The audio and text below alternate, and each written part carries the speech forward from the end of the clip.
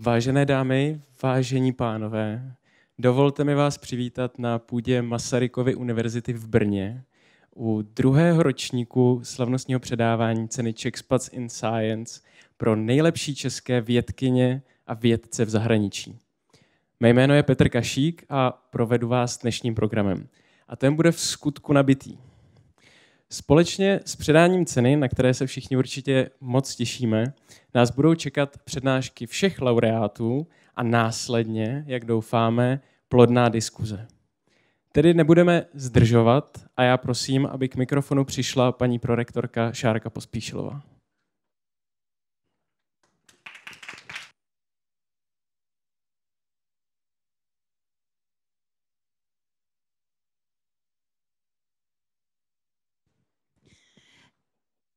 Dobrý den všem, vážené dámy a pánové, já děkuji za úvod a předem bych ráda moc poděkovala a zmínila, že pro naši Masarykovu univerzitu velká čest, že takováto slavnostní akce Czech Spots in Science se koná právě u nás a ráda bych vás zde srdečně přivítala, nejenom vás, co zde sedíte osobně, ale i všichni, co se nemohli dostavit a jste připojeni online. Naše univerzita je nepochybně univerzita výzkumná a výzkum a věda patří mezi naše hlavní priority. A doufáme, že je to vidět jak na našich výsledcích, tak na tom, co se snažíme pro vědce dělat. A ráda bych zde jenom stručně zmínila, že úspěšní vědci, jako jste vy, co jste možná teď právě ještě v zahraničí, nebo vy, co už jste se třeba přednedávnem navrátili, tak budeme velmi rádi, pokud třeba i zvážíte příchod a působení na naší univerzitě a nabízíme proto speciální programy, například takzvaný MESH, to znamená Masaryk University Award in Science and Humanities. A díky tomuto programu už u nás etablovalo svoji výzkumnou skupinu řada kvalitních vědců, kteří právě přišli ze zahraničí.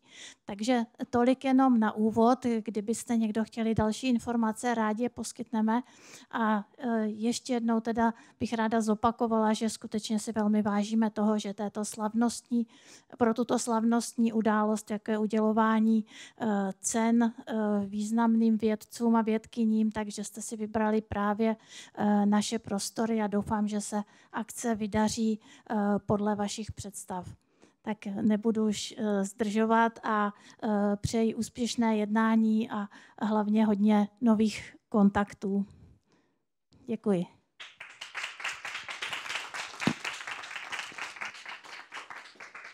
Děkujeme paní prorektorce za slovo. Czech Spots in Science je v posledních letech jedním z nejagilnějších spolků sdružující vědce v zahraničí. A jako každý správný spolek, profesionální spolek, musí mít svého ředitele. Tím je už 2 roky Matouš Glanc a já tě prosím, jestli bys nám řekl pár slov.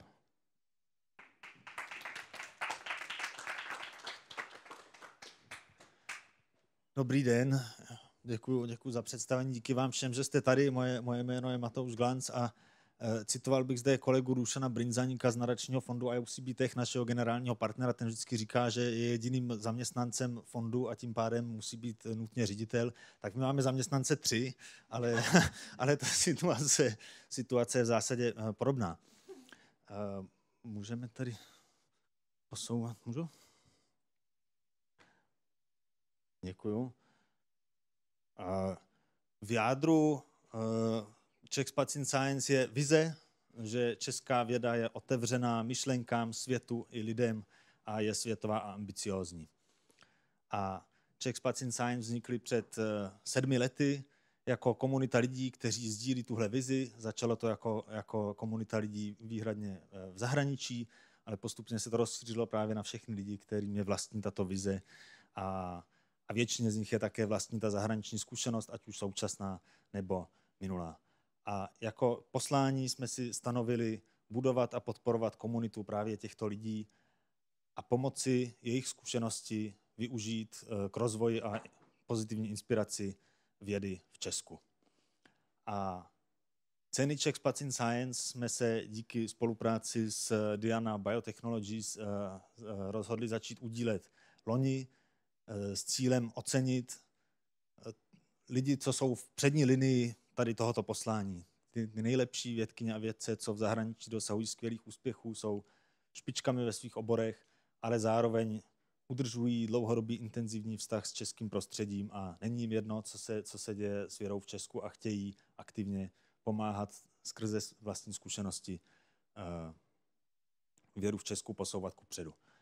A jsem hrozně rád, že tady ten projekt může pokračovat, že letos máme 3 skvělé laureáty, kteří přesně toto perfektně naplňují. A další věc je, aby ten přenos zkušeností mohl probíhat, tak musíme o lidech tady doma vědět. A to je další z důvodů, proč tu cenu udílíme a budeme udílet nadále, abychom pomohli ke zviditelnění vás. Chtěl bych velmi poděkovat Masarykově univerzitě, že zde můžeme být, je nám to také velkou ctí. A chtěl bych poděkovat dalším partnerům vedle Diana Biotechnologies, kteří byli jedni z prvních, kteří věřili naší vizi a misi natolik, že se jí rozhodli podpořit penězi a jsou hlavním partnerem této ceny, tak máme řadu dalších partnerů, bez kterých bychom naše aktivity nemohli naplňovat. Už jsem zmiňoval nadační fond IOC BTech. Naším velmi důležitým partnerem je Bakala Foundation, jejíhož představitele zde také velmi srdečně vítám. Není náhoda, není to cílem, ale není ani zdaleka náhodou, že za ty 2 ročníky, kdy udílíme cenu Czech Spots in Science, polovina finalistů jsou zároveň bývalí stipendisté podpoření Bakala Foundation. Skutečně letos jsme na to přišli až ve chvíli, kdy byli vyhlášení vítězové, že 2 ze 3 vítězů prošli scholarship od Bakala Foundation. A dále bych chtěl poděkovat Karlově univerzitě, Kellner Family Foundation, firmě Zentiva a dalším všem našim partnerům. Vám bych chtěl moc poděkovat, že jste tu, že jste přišli a přeji vám příjemný a inspirativní zážitek. A těším se na další rozhovory při drobném občerstvení, až akce skončí. A gratuluji ještě jednou všem našim letošním laureátům.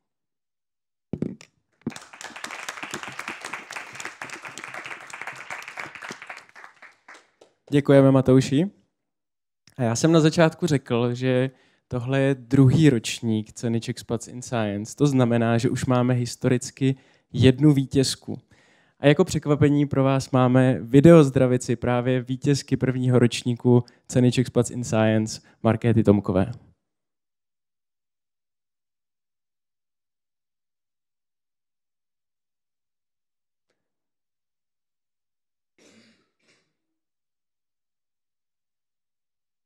Krásné odpoledne. Mám velkou radost, že mohu pogratulovat právě Monice, Standovi a Jakubovi, letošním laureátům ceny Czech Spots in Science.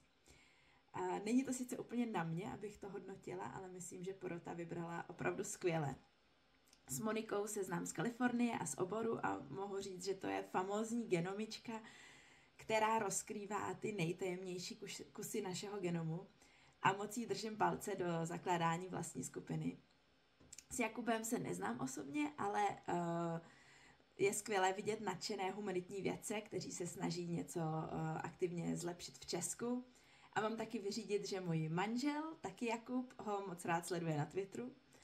A se Standou se znám už přes 10 let a je velká radost sledovat jeho kroky od fyziky na Cambridge, Stanfordu až po jednoho z největších odborníků na AI v Česku. Mně samotné cena Czech Spots přinesla mimo jiné to, že jsem poznala spoustu úžasných lidí od dalších Czech Spotů, českých vědců, kteří i působí v Česku, až po skvělé novináře. A za to jsem hrozně ráda. Tohle byl takový poměrně akční rok pro nás. Výsledek, o kterém jsem tady mluvila minulý rok na předávání, nám na podzim vyšel v Nature Genetics. Poté jsme dokončili a odeslali první článek z mého labu, kde svým způsobem vyvracíme jednu ze základních učebnicových znalostí o epigenetické značce DNA metylaci. A mimo jiné jsme si doma střihli takový malý side project v podobě naší milované dcery Rosie. Takže se omlouvám, že nemohu být s vámi dneska osobně, ale moc vás zdravím aspoň takhle na dálku a doufám, že se zase potkáme někdy příště. A ještě jednou ráda bych pogratulovala letošním laureátům ceny Czech Spats.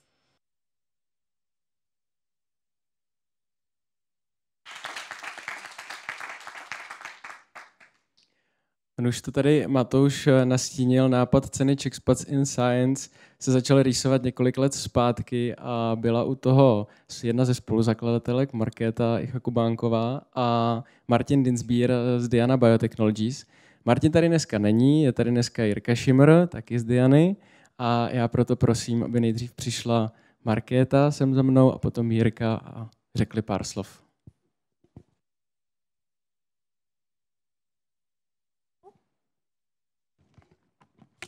Dobrý den, je mi velkou ctí tady být u příležitosti předávání druhého ročníku ceny Czech Spats.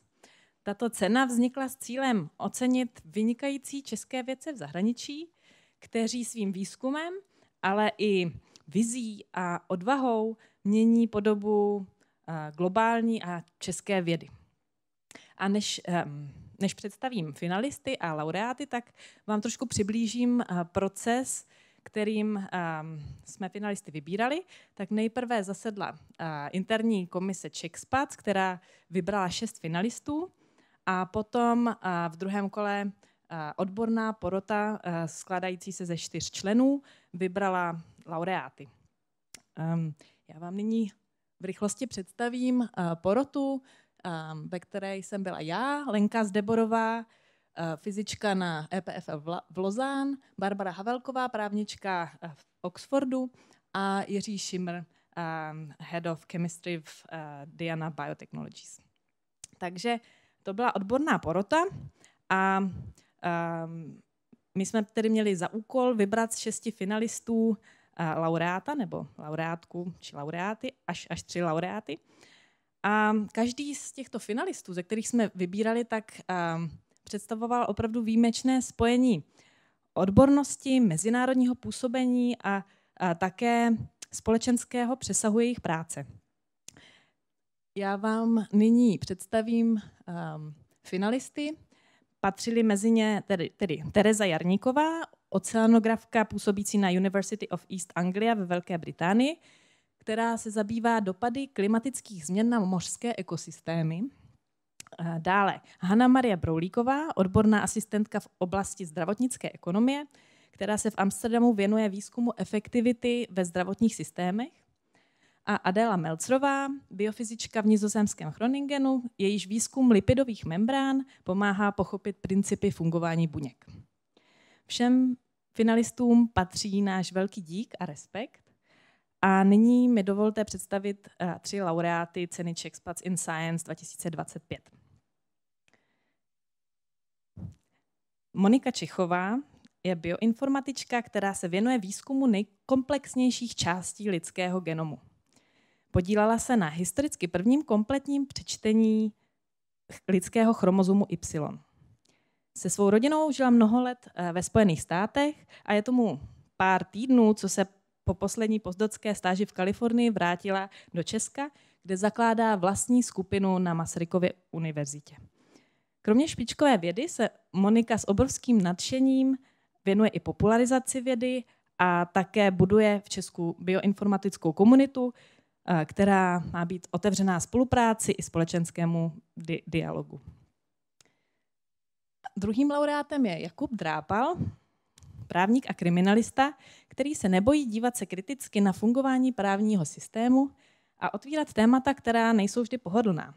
Třeba nerovnosti v trestání nebo smysl podmíněných trestů. Tomuto tématu se věnoval mimo jiné v knize Podmíněný trest odnětí svobody, převládající nepopsaný nepřiměřený. Jeho výzkum má reálný dopad na veřejnou debatu i právní praxi v Česku. Po 2 letech na univerzitě v Leidenu se vrátil do Česka a kromě výuky a výzkumu se zapojuje do reformních návrhů a působí jako hlas, který do právní vědy přináší data, kritické myšlení a odvahu. Je členem poradních skupin Úřadu vlády a Ministerstva spravedlnosti.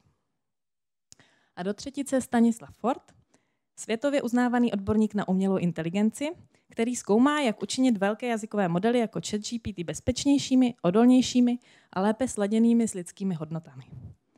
Google DeepMind se zaměřil na bezpečnost AI a této oblasti se chce věnovat i nadále. Vedle své vědecké práce se věnuje také popularizaci umělé inteligence, píše například odborný newsletter v češtině o umělé inteligenci a působí i jako poradce prezidenta Petra Pavla a vystupuje také často na konferencích, seminářích, podcastech, kde se snaží kultivovat veřejnou debatu o umělé inteligenci. Tito 3 laureáti ukazují, že vědecká excelence není jenom o grantech a publikacích, ale také o odvaze dělat věci jinak, vystoupit z řady a vydat se vlastní cestou a překračovat hranice odborné, zeměpisné, ale i lidské. Toho, co je vnímáno jako možné nebo běžné. A také spojovat vědu se společenskou odpovědností. A to je přesně to, co Jakub, Monika i Stanislav dělají.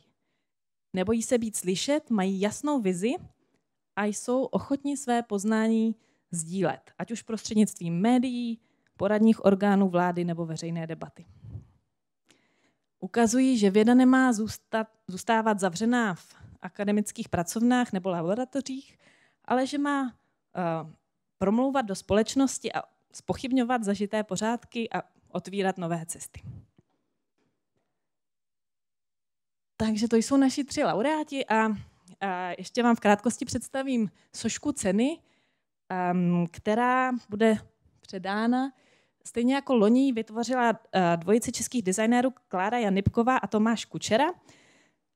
Soška vychází ze tvaru loga Czech Spots in Science a autoři zvolili metodu tavení skla, která je sama o sobě tak trošku vědeckou disciplínou.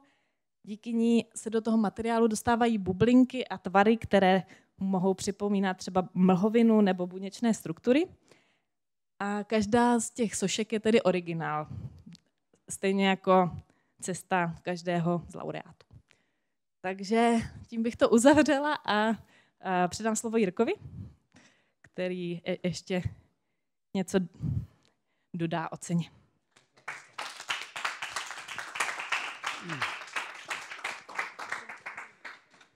Tak dobré odpoledne všem. Já bych chtěl v první řadě gratulovat všem 3 laureátům. Bylo to opravdu jako relativně těžké hlasování. Všichni finalisti byli výborní.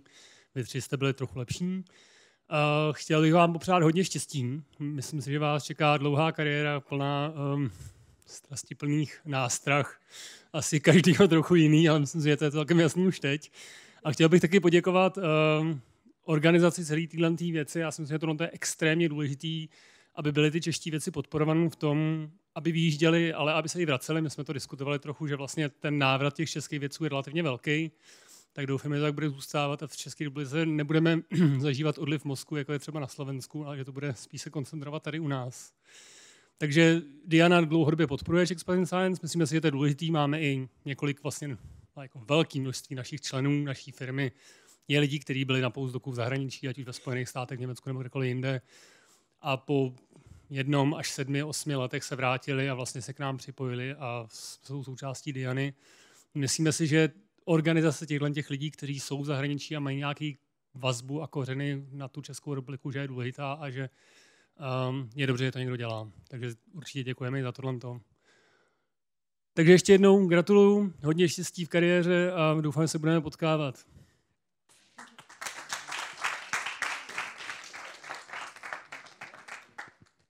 Já děkuji oběma za slovo a my už konečně můžeme přejít ke slavnostnímu aktu předávání ceny. Takže já poprosím, aby Markéta a Jirka přišli ke mně. A první, kdo přijde sem k nám na provizorní pódium, řekněme, bude Monika Čechová.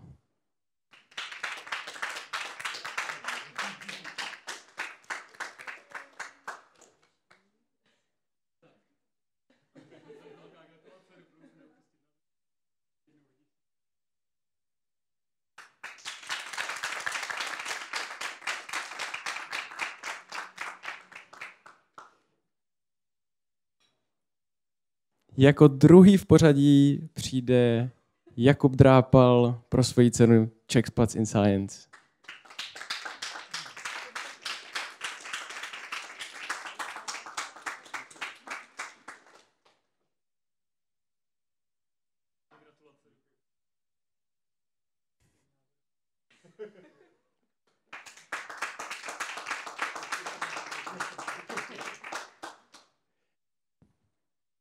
Jestli můžu, tak jsem, super. Jakube, gratuluju. A poslední, kdo přijde, bude Stanislav Ford.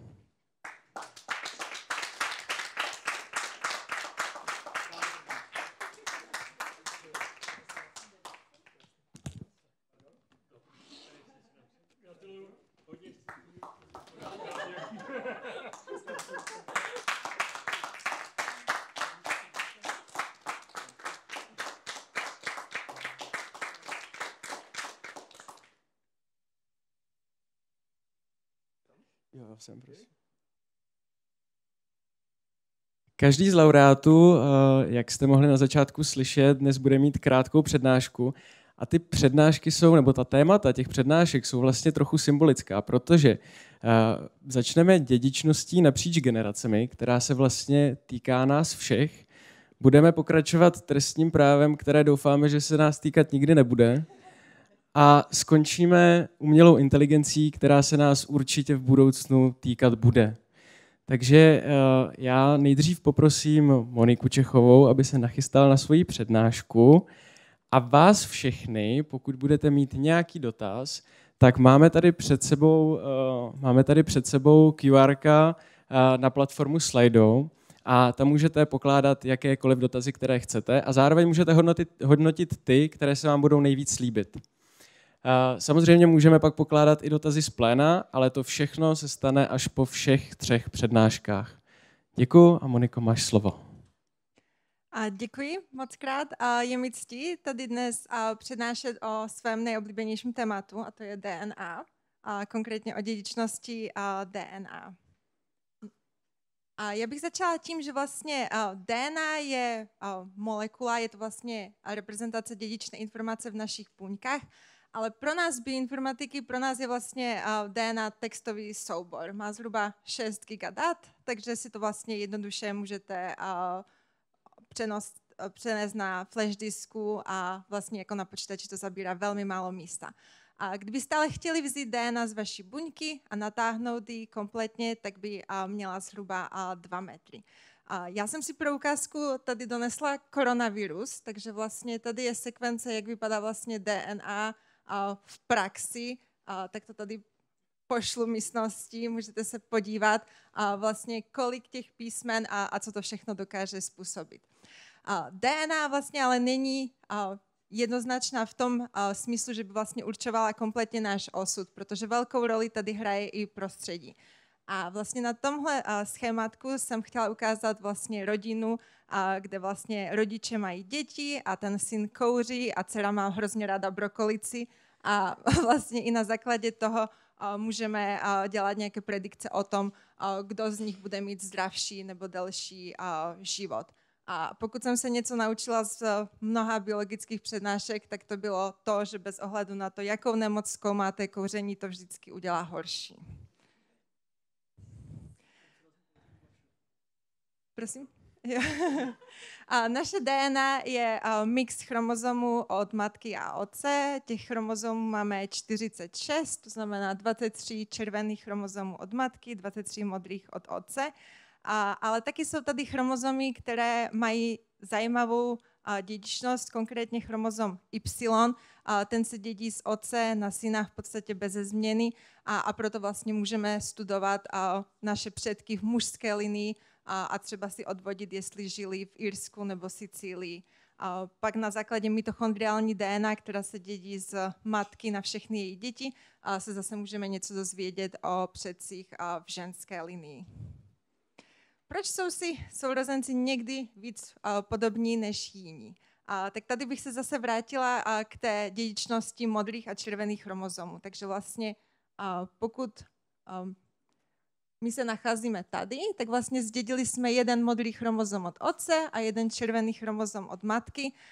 Akorát, že měli jsme na výběr ze 2 chromozomů a zdědili jsme jeden a navíc si ty chromozomy předtím vyměnili genetickou informaci. To znamená, že některý ten sourozenec možná získá víc té tmavě modré, jiný sourozenec získá víc té světle modré a právě takhle si někdy můžou být jako víc podobní než zase v jiné kombinaci. Pokud si představíme nás na tom rodinném stromu jako ten černý čtvereček, tak víme, že nejvíc DNA sdílíme s našimi rodiči, to nás asi nepřekvapí, zhruba 50% DNA, ale navíc 50% DNA sdílíme i s našimi sourozenci. V případě prarodičů, tety, strýc, nevlastní sourozenec to bude 25%, ale dokážeme vlastně na základě analýzy DNA získat informace o velmi vzdálených příbuzných. Takže pokud kdokoliv z vaší vzdálené rodiny se někdy zúčastnil vlastně nějaké studie nebo v rámci výzkumu ho zajímalo vlastně, jak jeho DNA vypadá, tak to vlastně říká i něco o vás. V posledních letech nastala v čtení DNA obrovská revoluce a já bych si trofala říct, že tuhle revoluci z velké části spustilo právě nanoporové sekvenování, v kterém DNA prochází biologickým pórem a na základě toho signálu my pak dokážeme přečíst, jak ty písmena vypadají A, C, T, G. Vlastně veškerá informace, která by nás mohla zajímat. A já jsem si od kolegy docenta Lexi dokonce ten nanoporový sekvenátor vypůjčila, takže vypadá to opravdu takhle a tohle je vlastně všechno, co potřebujeme k tomu, abychom si tu DNA přečetli. Takže stejně jako ten koronavirus, tak to taky pošlu kolovat.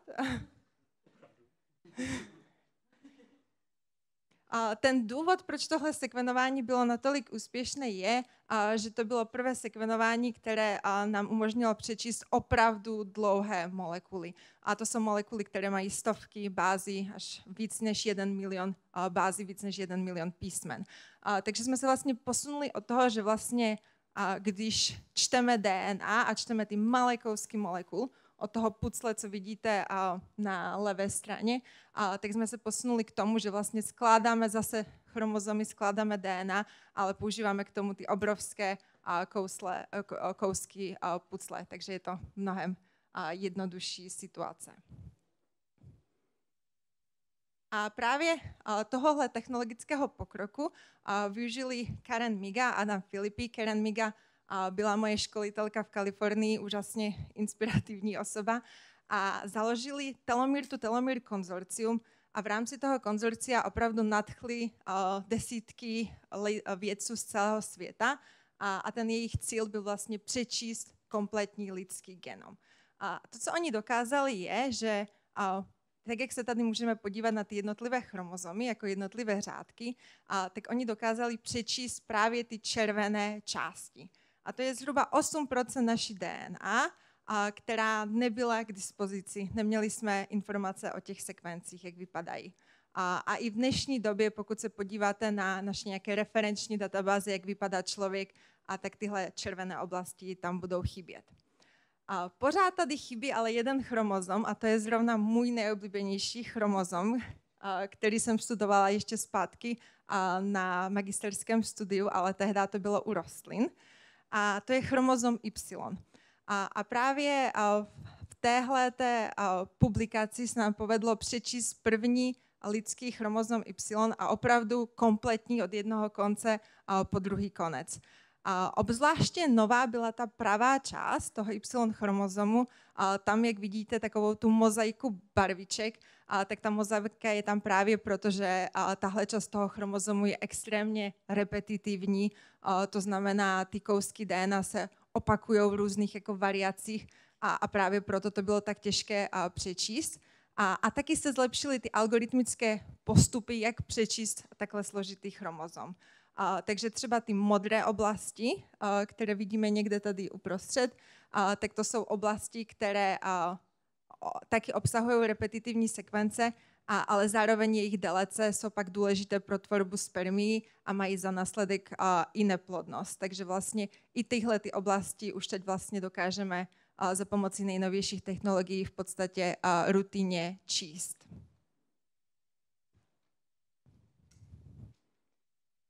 Jaké varianty DNA by nás mohly zajímat? Tak vlastně u čtení našeho DNA nás často zajímají nějaké konkrétní varianty, ale máme konkrétní predispozice ke konkrétním jako nemocím, nebo máme nějakou dědičnou zátěž v rodině a chceme si udělat genetický test. Takže vlastně tradičně začneme s nějakou kapkou krve, vyizolujeme DNA a vlastně přečteme, jakou tu variantu toho genu máme. Oproti tomu, díky těm novým technologiím, to, co my můžeme udělat, je, že místo toho, abychom se podívali na ty jednotlivé geny, tak my se můžeme podívat na celý náš genom, na veškerou naši DNA, na všechny chromozomy. A to je opravdu to, co se snažíme zavést a co se snažíme udělat, aby to bylo rutinní a více dostupné. Ten náš genom se vlastně nemění v průběhu života. Tak, jak se narodíme, tak ho vlastně budeme mít až do smrti s výjimkou nějakých jako aberací typu rakovinné bunění a tak dále a nějakých mutací za průběhu života. Další věc je, že dnes už dokážeme takhle přečíst DNA ještě před narozením. To znamená, pokud žena je těhotná, tak zhruba od 10. týdne těhotenství už má v krvi DNA toho svého budoucího potomka. Takže vlastně ještě než se narodíme, tak už de facto můžeme mít k dispozici celý genom. A to znamená, že vlastně v tuhle chvíli už potom můžeme genetické testování skoro úplně opustit. Protože místo toho, abychom testovali jednotlivé části, tak my se jen podíváme a vyhledáme si tu relevantní část, která nás zajímá. Takže místo testování se budeme vlastně jen dívat ve smyslu nějakého genome browser a opravdu jako zkoumat to, co nás zajímá. Tohle je ten důvod, proč to zatím neděláme, kromě toho, že to zatím umí jen velmi málo laboratoří na světě. A to je ten, že ten laboratorní test je relativně levný v tuto chvíli. A i když jsem u té naše nastávající maminky tam dala hodně bankovek, tak tím nechci říct, že ty peníze má, ale naopak, že ty peníze zaplatila. Takže je to pořád ještě drahé, takže vlastně aktivně pracujeme na tom, abychom to dokázali dělat levněji. Takhle zhruba může vypadat genetický panel, když si objednáte ten test. Opravdu se jedná jenom o jednotky genů, maximálně několik stovek genů, zatímco vlastně pokud se podíváme na celý lidský genom, na veškerou DNA, kterou máme, tak těch genů bude více než 20 000. To, že vlastně nemáme kompletní genom typicky, znamená to, že nám ty informace chybí. Třeba když hledáme nové asociace a hledáme genetické nemoci, které mají genetický základ, tak typicky se podíváme na dvě skupiny lidí. Na skupinu, která tu nemoc nemá, na zdravé jedince, a na skupinu, která tu nemoc má, a pak je porovnáme a hledáme rozdíly. Ale jak jsem naznačila tady na tomhle schématku, tak pokud ty sekvence nemáme, tak ty varianty nemůžeme najít. A to je třeba příklad tady těch oranžových variant, které v případě, že vlastně nemáme k dispozici kompletní DNA, tak nám úplně uniknou. Tím, že dokážeme přečíst kompletní lidskou DNA, tak vlastně můžeme vytvářet i katalogy toho, jaké varianty DNA jsou vlastně běžné v lidské populaci, jaké jsou konzervované a které varianty vlastně jsou unikátní nebo potenciálně můžou být i navázané na určité nemoci. Můžeme rovněž studovat nové oblasti genomu, jako třeba akrocentrické chromozomy. To jsou chromozomy, které se často účastní různých přeskládávání a zhruba u jednoho z 800 novonarozených dětí právě tam nachází se tohleto přeskládání a důsledkem může být třeba i Downův syndrom. V případě centromery jsou zase důležité udělení buněk, a to i tak jako účastného embryonálního vývoje, tak i třeba u dělení normálních buněk nebo udělení rakovinových buněk. A poslední část, kterou bych chtěla prezentovat, se týká telomer. A telomery jsou vlastně zajímavé tím, že jsou to takové ochranné konce chromozomu a zase tam mají jednoduchou repetici. A vlastně ta sekvence DNA je TTA, GGG, TTA, GGG a tohle budeme opakovat až do délky několik tisíc. A vlastně vždy, když se ta buňka rozdělí, tak ta telomera se zkrátí. A je to vlastně ochranný mechanismus, který zabezpečuje to, že ta buňka vlastně je schopná tolerovat jenom určitý počet dělení. Potřeba zhruba 50 děleních už vlastně jako kdyby ta telomera je příliš krátká. Tak si řeknete, super, tak chceme mít co nejdelší telomery.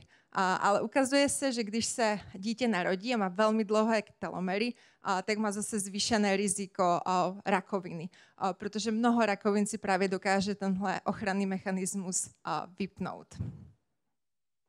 A telomery byly i součástí mého studia právě v Kalifornii, kde mě zajímalo, jak se vlastně telomery dědí napříč generacemi.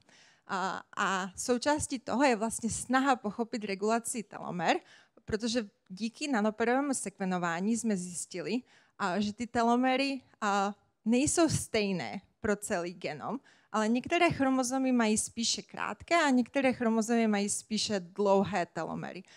A to byla pro vědce novinka, protože i dnes, pokud si chcete otestovat svoje vlastní telomery, tak typicky dostanete jedno číslo, které vlastně reprezentuje veškeré vaše chromozomy, což my už víme, že vlastně není ta biologická realita. A díky tomu, že jsem měla k dispozici opravdu i ty konce chromozomu, tak jsem byla schopná přesně vysledovat, které chromozomy, které telomery se dědí napříč generacemi. A to, co tady vidíte, je vlastně na té xové ose je vlastně ta generace matky a na y-nové ose je generace její vnučky a vidíte, že tam je velmi silná korelace, což naznačuje, že vlastně ty délky telomer se vlastně zachovávají mezi těma generacemi.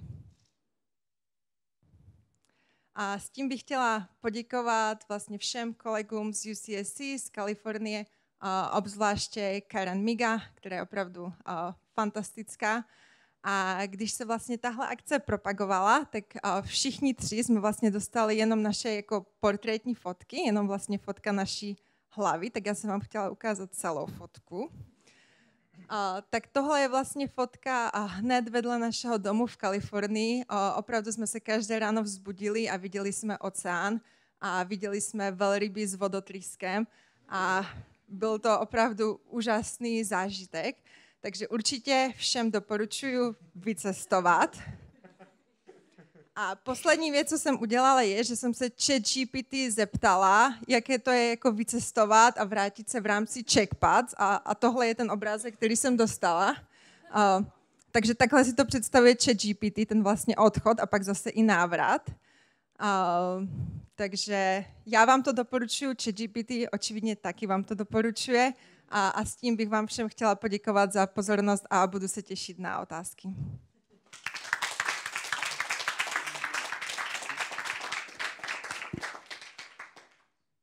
Já, Moniko, taky moc děkuju za přednášku.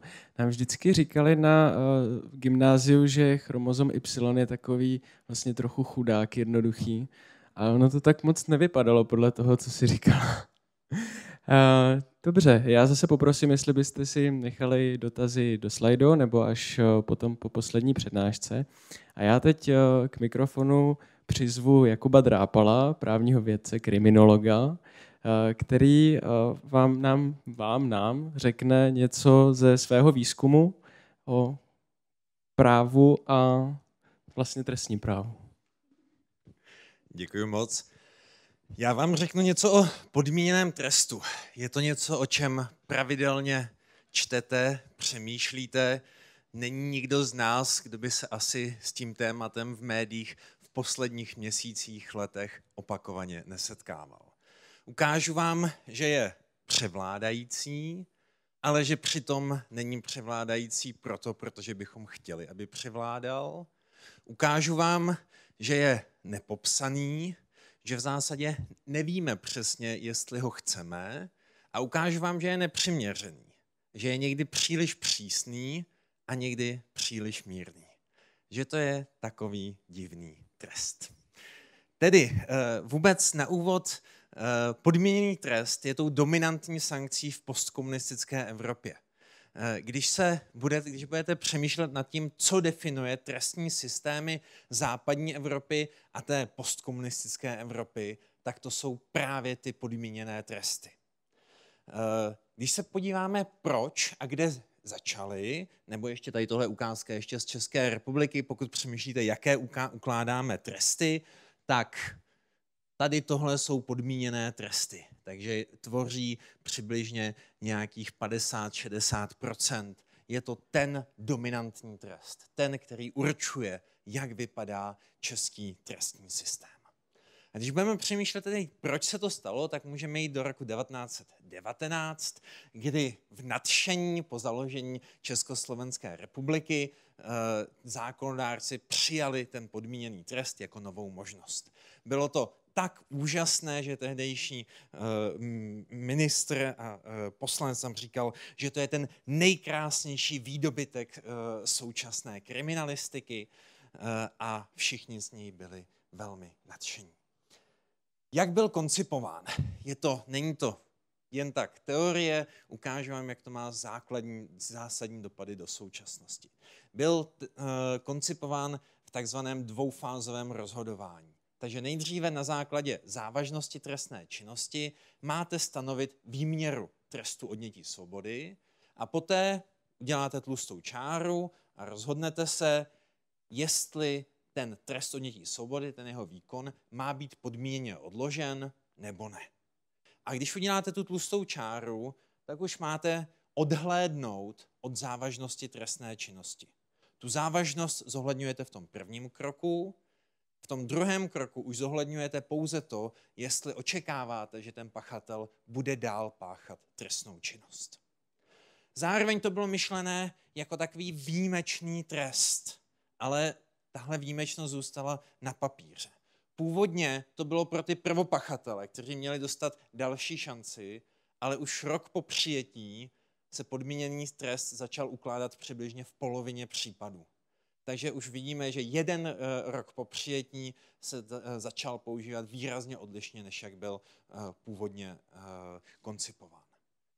Proč máme rok 1919? Soudy řeší výrazně větší počet případů, zároveň soudy nejsou úplně v nejlepší situaci, nemají jiné tresty na výběr, ukládají se velmi krátké tresty, pro ně je to ta možnost, jak neuvěznit pachatele, u které si nemyslí, že je nutné je uvěznit. Tak, to je rok 1919, ale poté přichází komunismus a podmíněné tresty se používají o něco méně a poté přichází rok 1989. A vidíte, že ten zásadní rozdíl v trestní politice, co se stalo po roce 1989, je zásadní nárůst užití podmíněných trestů. Je to něco, co se děje napříč postkomunistickou Evropou. Rusko, Slovinsko, Rumunsko, Srbsko, všude vidíte stejný nárůst. A zase nejspíš ty důvody jsou podobné, jako v tom roce 1919. Ten systém nefunguje pořádně. Soudci nemají na výběr, třeba dneska víte, že existují obecně prospěšné práce, domácí vězení. Tyto tresty v roce 1989, 1990 neexistují. Řeší výrazně víc případů a nějakým způsobem se s tím musí vypořádat. I ten systém, i ti soudci. A tak se s tím vypořádají tím, že ukládají výrazně více podmíněných trestů odnětí svobody. Kde je to ale zajímavé je, že ten trend neklesá. Ve chvíli, kdy se ten systém stabilizoval, ve chvíli, kdy už to nebylo potřeba, kdy byly k dispozici nové alternativní tresty, tak se stále dál používají podmíněné tresty. A v tom můžeme vidět i určité asi to, že přicházeli noví soudci a ptali se, jak tady to děláte, jak tady ukládáte tresty. Oni říkali, za tohle se tady u nás dává nejčastěji podmínka. Když přišel student po fakultě na soud, nevěděl, jakým způsobem ukládat trest, tak zjišťoval, co dělají ti jeho školitelé. Ti ukládali podmínky a tak se to stejně začali dělat i oni a proto to nejspíše přetrvávalo. Co se ale stalo, a teďka pojďme zpátky k té prvorepublikové dvoufázové koncepci. Když se podíváme dneska do odborné literatury, tak odborná literatura na tuhle dvoufázovou koncepci kompletně zapomněla. Takže odborná literatura říká, že podmíněný trest je vlastní sankcí, která je dokonce tou nejmírnější sankcí, takže neříká, že se to někde odděluje na tom výkonu. Judikatura Nejvyššího soudu říká, i ten nejkratší trest odnětí svobody, nepodmíněný, je přísnější než nejdelší podmíněný trest, což jde v úplném rozporu o tom, že se stanoví nejdříve výměra trestu a poté se stanovuje o tom, jestli se podmíněně odloží ten trest nebo ne. Ale zároveň ten problém je, že v zákoně to zůstává stejně. Zůstává to, je to tam stejné slova jako za první republiky a k čemu to vede je, že my nevíme. My nevíme, co ten podmíněný trest má být, jakou pozici má mít. V současné době se ukládá jak za velmi málo závažnou trestnou činnost, za kterou byste nejspíše nikoho neposlali do vězení. A zároveň se ukládá za velmi závažnou nebo za hodně závažnou trestnou činnost, za kterou by nejspíše většina z vás poslala ty pachatele do vězení. Takže má takovou velmi problematické postavení. A má to dopady třeba na to, co asi nejčastěji sledujete. Debaty o podmínkách za znásilnění. A zase půjdeme zpátky do té prvorepublikové dvoufázové koncepce. Tam se říká, závažnost se zohledňovat nemá. Stejně tak, když se podíváme do trestního zákoníku, tak tam zjistíme, že soud zmiňuje, že soud může zohlednit spoustu věcí, ale jenom k tomu, aby došel k závěru, zda k působení na pachatele, aby vedl řádný život, není třeba jeho výkonu. Což znamená, soud uloží 2letý, 3letý trest odnětí svobody a následně to vypadá, že ten zákon říká, udělejte tu tlustou čáru a už tu závaznost nezohledňujte. Už se jenom dívejte, jestli ten pachatel bude dál páchat trestnou činnost. Tohle se samozřejmě úplně lidem a z části ani soudcům nelíbí. Když jste viděli Kmotra, tak ta úvodní scéna začíná právě stěžováním si na podmíněné tresty. Soud uložil 3letý trest odnětí svobody a pak ho podmíněně odložil. Podmíněně odložil. They went free the very day. Takže ta myšlenka, že ta podmínka není, že ta dvoufázová koncepce je lež, že 3letý trest odnětí svobody je výrazně odlišný, když je nepodmíněný a výrazně odlišný, když je podmíněný. Nejde je srovnávat. A teďka koukám, že tak kýváte a stejně by kývali v mnohém i soudci. A k čemu to vede, je, že soudci na to reagují. A oni vnímají, že ta podmínka je málo závažná. K čemu to vede, takzvaná sentence inflation. To znamená, že vy uložíte delší podmíněný trest, než delší nepodmíněný. My jsme to ověřovali se soudci a se státními zástupci a tam, kde by ten soud uložil 7měsíční nepodmíněný trest odnětí svobody, uvěznil by vás na 7 měsíců, tak uložím přibližně 13měsíční podmíněný trest. Řeknete, tak fajn. Ta podmínka má menší dopad, je to na místě. Ale kde přichází ten problém je, když vy ten výkon toho trestu nařídíte. Protože ten člověk jde pak sedět na 13 měsíců. Takže najednou ten trest, který se jevil jako ten nejmírnější, ten, který nemá žádný dopad do vašeho života, a on skutečně skoro žádný nemá, výjima hledání zaměstnání, tak najednou na vás má ten nejzávažnější dopad. Má na vás dvojnásobně závažnější dopad, než kdybyste byli přímo uvězněni. A proto je tam taková zase ta zvláštní struktura toho podmíněného trestu, který je nepřiměřený při uložení nejmírnější, při nařízení nejpřísnější. Dalším způsobem, jak se ještě případně tohle může více zproblematizovat, je, že řekněme, že vám soudce uloží ten 13měsíční podmíněný trest, vy se dopustíte dalšího méně závažného trestného činu a ten soudce si řekne, to ještě není na uvěznění. Ještě stále jako se jedná o málo závažnou trestnou činnost a tak vám dá další podmínku. A to je zase delší. řekněme dalších 13 měsíců. A pak vypácháte dál trestnou činnost a pak už ten soudce řekne, a teďka už dost, teďka jdete do vězení, evidentně na vás nestačily ani 2 podmínky, tak vám dám delší nepodmíněný trest, k tomu vám nařídí ty 2 podmíněné tresty a vy najednou vykonáváte třeba 4letý trest odnětí svobody za bagatelní trestnou činnost. Za věci, za kterou byste rozhodně neměli do vězení na 4 roky. A v tom vězení sedíte vedle někoho, kdo dostal 4 roky za násilnou, závažnou trestnou činnost a říkáte si, jak je ten systém spravedlivý. A řešení tohodle není úplně jednoduchý. Není to něco, co jde předložit v 30 sekundách, ale ještě zmíním pár dalších toho, co ten systém ne vždycky úplně jednoduše funguje. Jak jsem řekl, ten soudce vám může ponechat to odsouzení v platnosti, nemusí vás poslat do vězení, když nevedete řádný život. A zákon říká, že to má dělat výjimečně. Když jsme studovali, jak často se to děje, tak jsme zjistili, že soudci to dělají přibližně v 53% případů. Takže výjimečnost znamená více než polovina. Zase je to něco, co se opakuje. Zase vidíte tu první republiku, výjimečnost, polovina případů, zde výjimečnost, více než polovina případů. A soudci si to samozřejmě i odůvodní. Když jsme s nimi dělali rozhovory, nebo to i přiznávají, tak tam byl jeden soudce, který byl krásně upřímný a řekl, vzhledem k tomu, že náš rozhovor je anonymizován, tak můžu říct, že u nás to tak výjimečné není. A nebo říkal, je velmi jednoduché si pár větami odůvodnit, že se jedná o výjimečnost. Takže zase vidíme, že je tady nějaká teorie, která nesedí. Ty důvody, proč nesedí, jsou zase trošku komplikovanější, ale činí toto ukládání trestů horší z hlediska nějaké principiálnosti, ověřování, vymýšlení toho, jak by ten systém měl dobře fungovat, jak by soudy měly ideálně rozhodovat.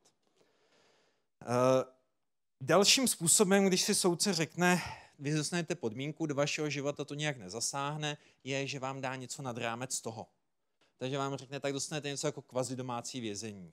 Nebo dám vám k tomu peněžitý trest, nebo nějaké programy, zákazy. Něco, co vás citelně zasáhne. Aby to nebylo to, že odcházíte tak trochu s ničím. Abyste neodešli free the very. Což je dobrý nápad. Ale ten problém je, že to nemůžeme žádným způsobem zohlednit pak při nařízení toho trestu. Takže mám člověka, který může dostat podmíněný trest ve výměře 2 let, člověka, do kterého dostane podmíněný trest ve výměře 2 let, tak k tomu dostane půlroční kvazidomácí vězení.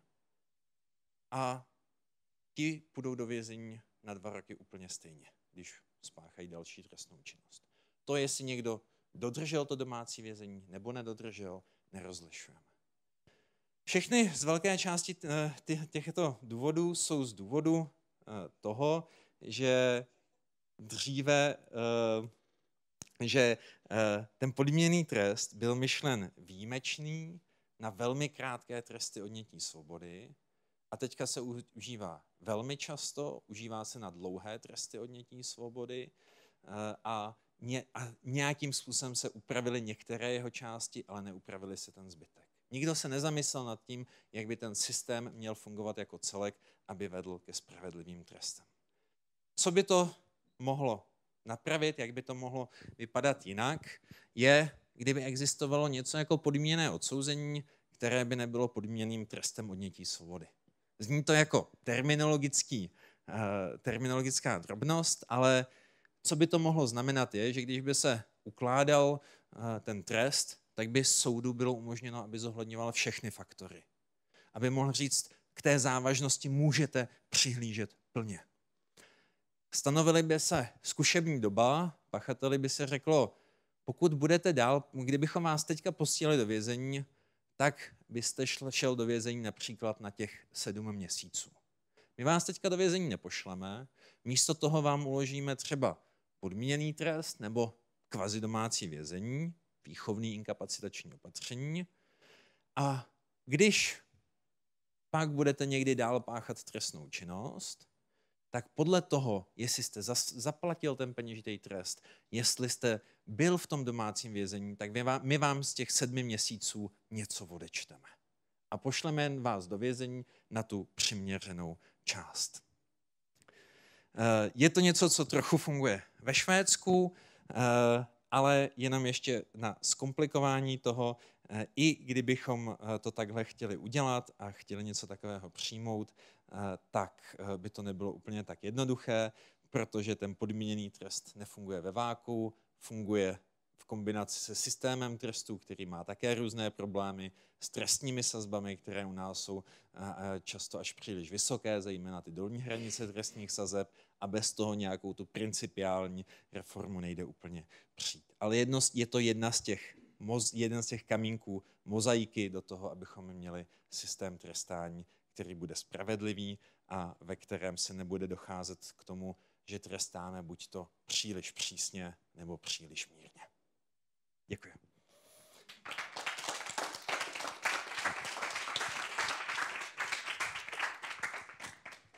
Já jsem tady původně chtěl říct, že právní vědy jsou v Česku trochu opomíjené, ale myslím, že kdyby všichni právní vědci prezentovali tak jako Jakub s takovým nadšením, tak by to možná bylo jinak. Děkujeme za přednášku. A na začátku jsme si tady řekli, že umělá inteligence už prostupuje životy každého z nás, možná, a někdo z ní má možná i trochu strach. O tom, jestli se máme umělé inteligence bát, nám víc poví Stanislav Fort.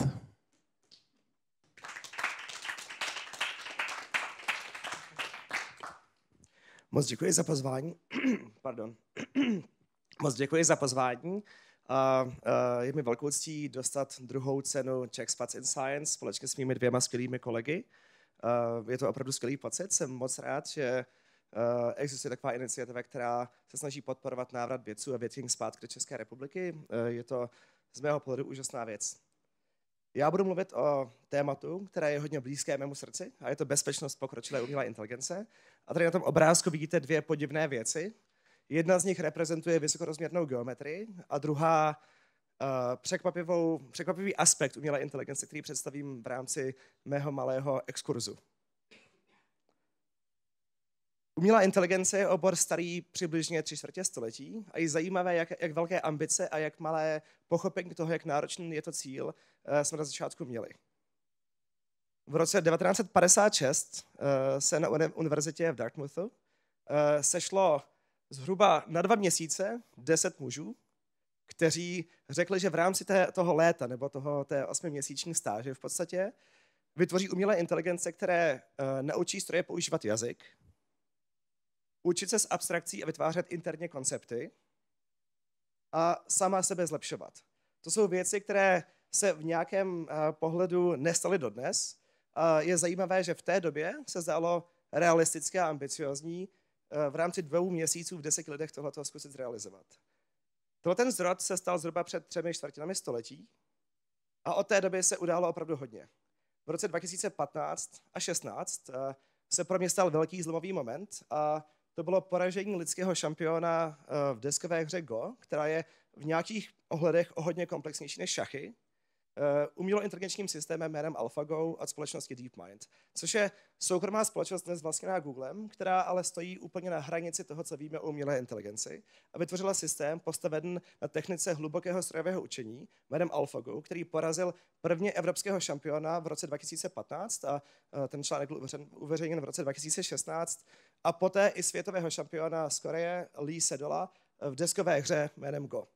A byl to obrovský moment pro umělou inteligenci, protože v té době se většině lidí, kteří měli uši, aby to slyšeli, ukázalo, že jsme v podstatě narazili na něco, co z mého pohledu je podobnější magii než technologii. Na technologii, která je natolik schopná naučit se sama od sebe hrozně komplexní, emergentní pravidla situací, že se tím otvírá úplně nový obor lidského vědění. Já jsem původně byl fyzik a pracoval jsem na paradoxu černých děr, na informačním paradoxu černých děr. A pro mě hodně inspirativně obálka časopisu Nature, která prezentuje ten výsledek, ukazuje ten kamínek ze hry Go, která který reflektuje zpátky noční oblohu. Takže pro mě je to takové spojení symbolického rázu, které dává dohromady právě ty ambice a aspirace umělé inteligence a tedy automatického pochopení světa s tím fyzikálním světem, který byl právě tím, čím jsem se zabýval předtím. Současné systémy umělé inteligence by z pohledu před 3/4 století byly AGI určitě. AGI je zkratka, která znamená Artificial General Intelligence a je to ten svatý grál toho, co se snažíme postavit v rámci oboru. Je to systém, který je natolik inteligentní jako člověk ve stejně široké paletě problémů, které může řešit.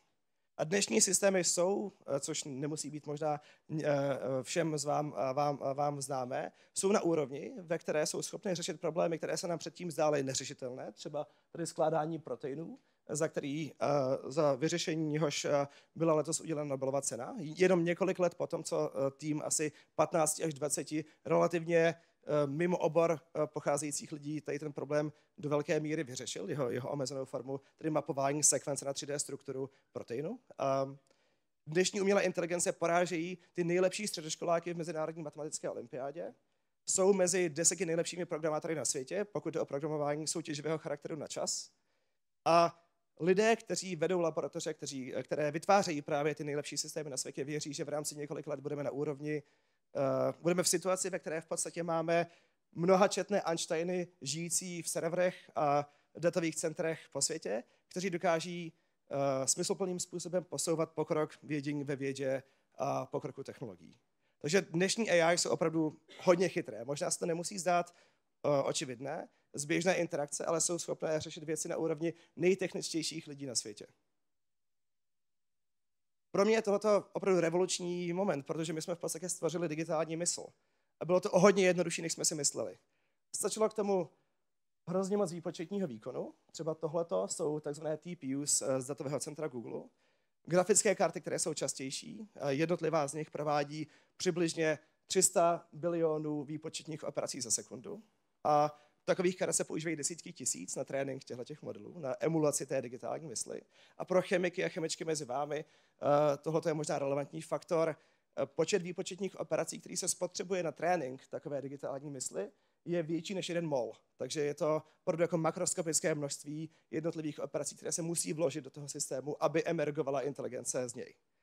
Dalším aspektem byly architekturální a vědecké výdobytky a pokroky, které jsou třeba reprezentovány tady vědeckým článkem, který představil architekturu, tedy zapojení neuronů jménem Transformer, což je ta architektura, na které stojí všechny dnešní jazykové modely, třeba ChatGPT. No a třetím aspektem bylo použít víceméně veškerý text, který kdy lidé vytvořili.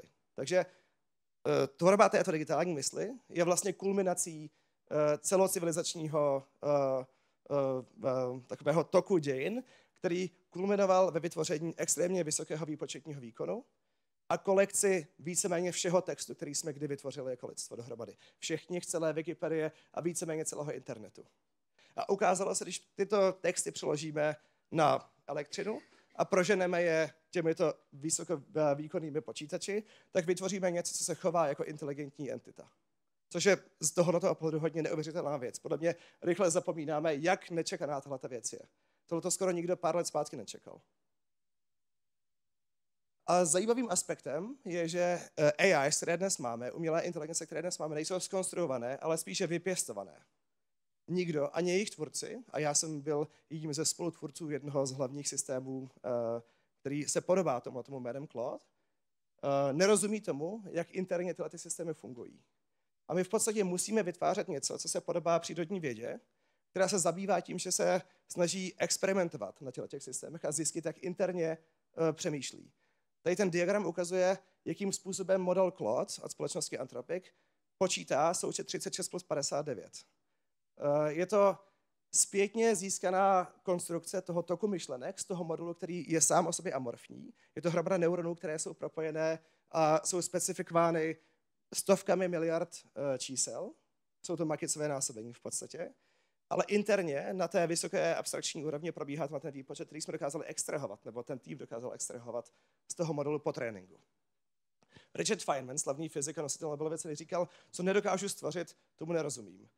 Ukazuje se, že i to, co dokážeme stvořit, může být toho charakteru, že tomu nerozumíme. A umělé inteligence dnes jsou přesně to, ukázka takového systému. My je dokážeme vypěstovat, ale neumíme říct si, jak interně fungují.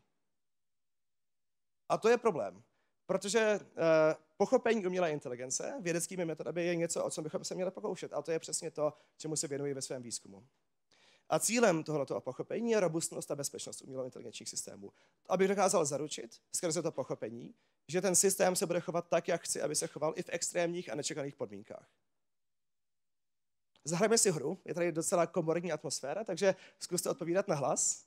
Já vám ukážu obrázek a vy mi řeknete, co v něm vidíte. A co vidíte na obrázku? Ano, je to pes. A králík? Kdo řekl králík? Je to pes. Ale myslím, že většina se shodne, že je to určitě pes. A stejně by odpověděla malá neuronová síť trénovaná na rozeznávání obrázků. Řekla by, je to skoro na 100% pes, žádný problém. Co vidíte tady?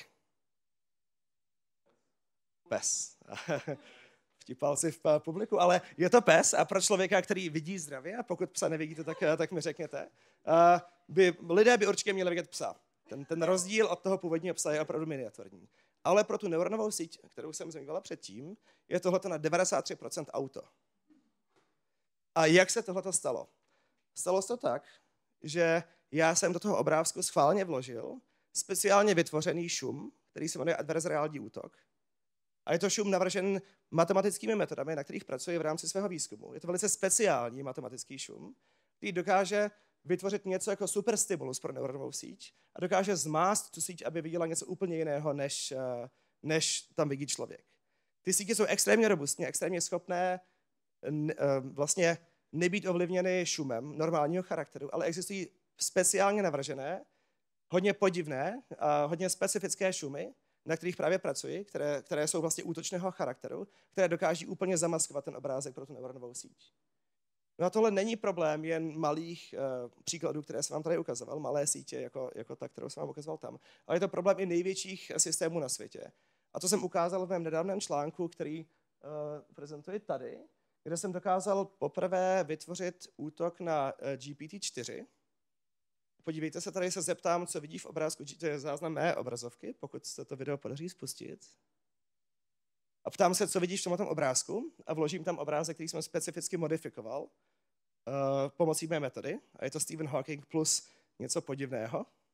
Ale Stephen Hawking je v tom pro člověka hodně viditelný. Ale to, co v tom vidí AI, GPT-4, je slavné video Never Gonna Give You Up od Ricka Astleyho, takzvaný Rickroll, což je mem na internetu. Je to specifické video z 80. let minulého století. Takže já jsem skrze pár centů výpočetního výkonu byl schopen vytvořit modifikaci obrázku, který pro člověka pořád vypadá jako Stephen Hawking, tak, aby GPT-4, jeden z nejdražších modelů na světě, který používají stovky milionů lidí denně, aby v tom viděl něco úplně jiného a přesně to, co jsem chtěl do toho obrázku vložit. Tohle to působí vtipně, ale vtipné to není, protože to, co jsem do něj mohl vložit, nemuselo být vtipné video z memu, ale mohlo to být instrukce pro to, aby ten model dělal něco jiného. A nebo třeba, aby změnil svoje chování tak, aby v budoucnosti se to sice neprojevilo hned, ale později to třeba mělo nějaké dopady na to, jak odpovídá uživateli. Nebo krásný příklad je, že podobné efekty se dají vytvořit třeba nálepkou, která se přidá na značku stop pro samořídící auto, aby ta značka vypadala jako třeba omezená rychlost 130 km/h místo stopky. A to auto skrze ten percepční systém, který je postaven na neuronových sítích, nepozná, že ta značka není stopka, teda není 130, ale že je to stopka, protože vidí jiným způsobem, detailně jiným způsobem než člověk. A to je právě to, na čem pracuji. Tady je další ukázka toho samého problému, kdy tady ta trochu modifikovaná vodní želva pro ten systém vypadá jako kanon. Pardon? Kanon. Pardon, kanon. No, v pohodě. A díky za otázku. A tohleto, pardon, jestli můžu, nějak nefunguje clicker, se mi zdá. Mohl bych slide dál, prosím.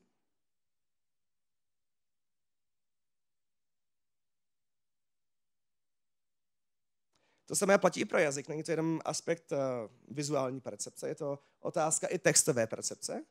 A já pomocí podobných modifikací, pardon, nějak nefunguje clicker. Můžu? Jo. Díky. Nebude? Omlouvám se, ale myslím, nějak vyplo. A super, děkuju. Já bych mohl... Můžu zpátky, prosím? Já vám řeknu, když chci posunout slide. Děkuju. Takže další slide, prosím. To samé platí pro jazyk. A já dokážu takhle jednoduchý matematický problém, na který je odpověď 3. Další slide, prosím. Další slide, prosím. Slide, prosím. Zpátky. Pardon, já se odklikám sám, děkuji. Ne, to je v pohodě. Já když dokážu modifikovat vlastně to, jak vnímá ten model slovo A, tam na začátku, to E, tak, aby místo trojky, která je tou odpovědí na ten, pardon, se omlouvám za technické komplikace, odpověděl, normálně odpovídá 3, já modifikuji to Ačko tak, aby ten model odpověděl konkrétně želva, místo toho, aby řekl 3. Takže skrze malé množství modifikací, které jsem přidal k tomu Ačku, skrze přístup k tomu modelu, jsem dokázal v podstatě nahackovat jeho fungování tak, aby odpověděl úplně nesmyslně. A tohle není aspektem jenom jednoslovných odpovědí, ale já dokážu pomocí trochu větší modifikace způsobit, že ten model začne recitovat konkrétní poezii jako odpověď na otázku, kolik je 1 plus 2. To je extrémně zajímavá věc a umožňuje mi v podstatě detailně kontrolovat fungování jazykového modelu. A protože to, na čem dnes stojí, pardon, můžu to nechat? Děkuju. A protože to, na čem dnes stojí, skoro veškeré aplikace umělé inteligence jsou jazykové modely v srdci. Třeba to, když mám robota, který je řízený nějakou umělou inteligencí, tak je to jako jazykový model schovaný v pozadí, který zapíná a vypíná různé motory a různé chování v rámci toho robota. Tak skrze tady to dokážu podobně ovlivňovat i chování fyzických entit, jako jsou třeba roboti. Vše tohleto souvisí s vysokorozměrnou geometrií, což bylo téma mého doktorátu. Já jsem napsal svoji doktorskou tezi na geometrické aspekty hlubokého učení. A je to podle mě tím také ten směr, kterým povede řešení tohoto problému dále. Na tom teďka aktivně pracuji a kdyby vás to zajímalo, tak se určitě spojíme. Ale jinak vám děkuji za pozornost a pokud vás to zajímá, určitě mi dejte vědět a možná se potkáme na malém pohoštění poté. Díky.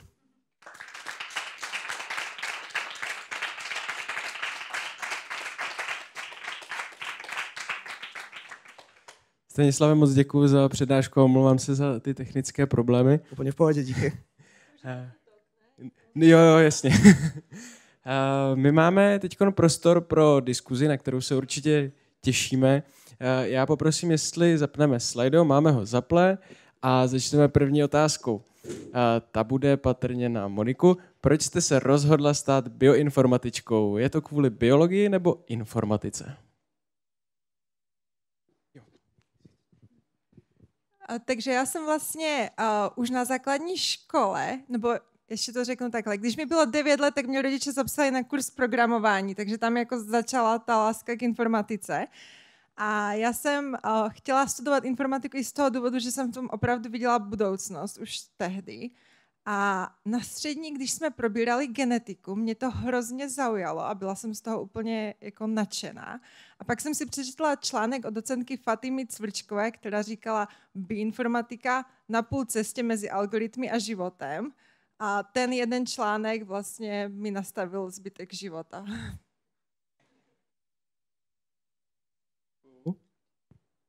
Druhá otázka patří Jakubovi. Má veřejná debata jakýkoliv dopad na to, jak se tvoří či upravují zákony? Záleží hodně na systémech. Jsou systémy, kde ta veřejná debata má větší, zejména v anglosaských zemích. Tam se častěji můžeme setkávat s tím, že se nějaké zákony pak jmenují po dané osobě. Třeba když se stala hrůzná vražda malého dítěte ve Spojeném království, tak následně se přijal určitý zákon, který je potom pojmenován. V poslední době to vidíme trochu i v Evropě, v Srbsku. U nás se omluvilo určité novele jako takzvaná Lex Anička. Z mého pohledu to není jako dobré, protože když je takhle silně určující veřejná debata, tak to zamezuje té odborné debatě. Třeba můžu říct, že teďka, jak se diskutuje o tom dětském certifikátu, tak mnoho kolegů se k tomu nechce skoro nějak vyjadřovat, protože budou vnímáni a budou označováni tím, že chrání pedofily. Stejně tak, když jsem se třeba pouštěl do různých debat ohledně trestání znásilnění, kde jsem velmi silně přesvědčen, že ta debata je úplně mimo nebo velmi silně mimo oproti tomu, kde by měla být, že tam jsou různé problémy s podmínkami, ale ne tam, kde se identifikují, tak to není něco, co by si člověk vybral. Jde do toho, protože za to vnímá nějak zodpovědnost za ten obor, ale na to musí mít určitou náturu, určitou ochotu a není. Takže za mě bych byl o něco radši, kdyby ta veřejná debata neovlivňovala někdy tak silně. Děkujeme, Jakube. Já předtím, než se zeptám na otázky z pléna, tak se zeptám ještě Standy, jestli má AI smysl pro humor, jestli můžete uvést nějaký příklad. Já si myslím, že smysl pro humor určitě má. Vtipy dokáže vytvořit a chápe, jak vtipy fungují. A je běžné, že když té inteligenci dáte mem, tak pochopí, o čem ten mem je a vysvětlí vám, co je jakoby jádro toho vtipu. Takže myslím si, že z nějakého důvodu lidé vnímají smysl pro humor jako něco unikátně lidského, ale myslím si, že už od začátku bylo vidět, že to není něco, co by umělá inteligence neměla. Toho Ricka Astleyho to bylo cílené, nebo to z toho vyplynulo? To z toho nevyplynulo. Právě ta magie toho útoku je, že já dokážu zakladovat cokoliv konkrétního, co jsem si vybral. A já si vybral hodně specifickou věc, což je ten Rick Astley, ten Rickroll. A přišel jsme na to tak, že jsem se bavil s jedním docela slavným filozofem z Oxfordu a bavili jsme se o tom, jak demonstrovat správně efekt, který jsem objevil, a já tam měl tu želvu a ten kanon a on říkal, a co kdyby to bylo jako Rickroll, protože na internetu časté je, že nějaký link nevede na tu věc, na kterou říká, že vede, ale vede na to video, na ten hudební klip, takže proto jsem vytvořil tohleto a zdá se, že to má ten efekt, který jsem doufal, protože to ukazuje tu specificitu toho cíle, který dokážu zakódovat. Jasný, díky. Má někdo dotaz? Tamhle vidím jeden. Můžu hned k tomu smyslu pro humor, protože smysl pro humor je vlastně extrémně jako kulturní záležitost. Čo? Německému vtipu se nikdy nezemsmějete. Monty Pythonu se tady budeme smát všichni. A protože jsme Češi, když to řeknu hloupě, protože máme určitý kulturní jako nivo.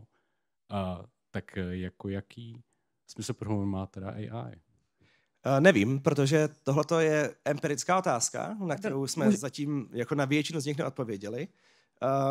A řekl bych, že to bude dost záviset na tom, v jakém jazyce se ptáte, protože to chování té inteligence je často specifické kulturně pro to, v jakém kontextu si myslí, že vede ten rozhovor, protože ten způsob tréninku je pořád doplňování dalšího slova. Takže ta věc, ta entita se snaží naemulovat nebo jako nasimulovat tu nejpravděpodobnější kurz toho dialogu. A když je to vedené v japonštině, tak typicky používá japonské kulturní reference, japonské nějaké sensibilities, které se tam vyskytují, a pravděpodobně to samé se stane v češtině. Takže já si myslím, že existuje dost silný výzkum, který ukazuje, že ta umělá inteligence velice rychle pochopí, kdo je ten tazatel, a přizpůsobí své chování jak filozoficky, tak politicky tomu, co očekává, že ten tazatel bude chtít. A myslím si, že humor a jeho jakoby, národní charakter bude hodně podobný tomu efektu, který se vyskytuje i jinde. Což je typicky problematické mimochodem, protože my chceme vést možná nějakou jako nezaujatější debatu s tou umělou inteligencí, ale protože ona hodně dobře chápe, jak nám chlácholit, a čím větší model a čím silnější model, čím je lepší v tomhletom, tak je to potenciálně nebezpečné pro diskurs. Jako ty jsi chtěla něco říct?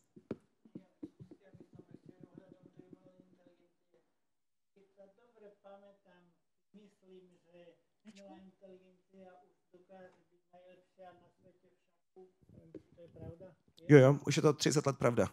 Jo.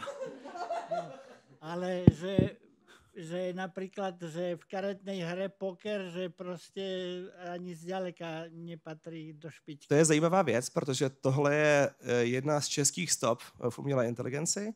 Několik vědců, kteří byli původně, myslím, z Matfizu nebo z ČVUT, ale nakonec pracovali v DeepMind v Kanadě, v té společnosti, která postavila AlphaGo, ten systém na tu deskovou hru. To byl jeden z těch 2 týmů na světě, který pár let zpátky postavil systém postaven na umělé inteligenci, který porážel lidi v pokru. Takže i v pokru dnes vyhrávají umělé inteligence.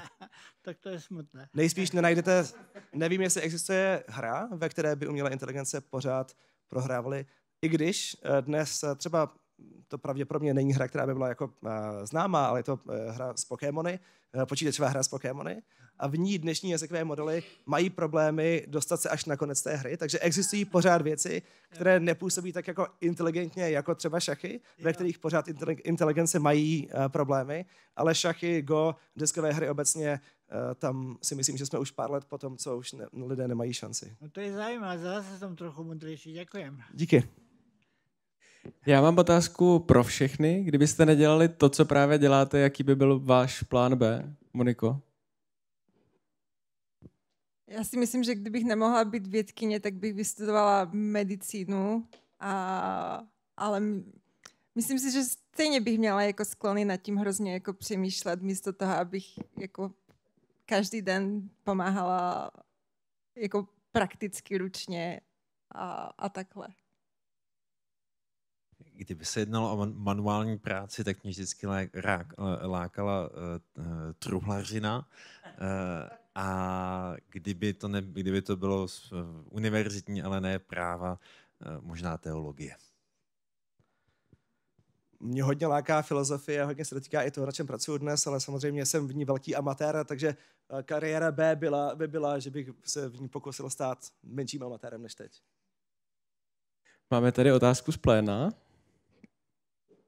Já jsem chtěl zeptat Stanislava, když jste vlastně zmiňoval, že u těch jazykových modelů hodně závisí na tom tréninkovém datasetu, jak to funguje třeba v češtině versus angličtině, kde ten korpus těch děl v češtině prostě oproti angličtině je tristní.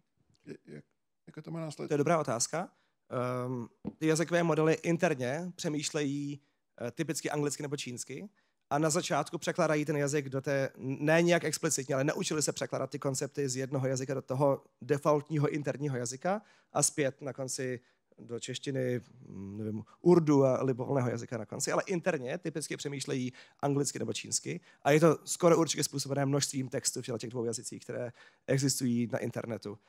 A to je zajímavá věc, protože jsou zajímavé výsledky, které ukazují, že existují paralelní struktury mezi různými jazyky a že model, který se naučí jen jeden jazyk a jiný model, který se naučí jen druhý jazyk, existuje způsob, jak jakoby natočit mezi sebou tak, aby dokázali relativně dobře překládat. Což ukazuje jakoby sdílenou strukturu mezi lidskými jazyky, i přesto, že nemáme k dispozici paralelní korpus toho, že ahoj je hi a cat je kočka. Takže já si myslím, že existují nějaké společné aspekty přemýšlení a nějaké logické struktury na pozadí jazyku, které jsou sdílené, takže se dají použít z angličtiny a čínštiny na češtinu, ale zároveň ty modely interně empiricky se zdá přemýšlejí anglicky nebo čínsky. Díky.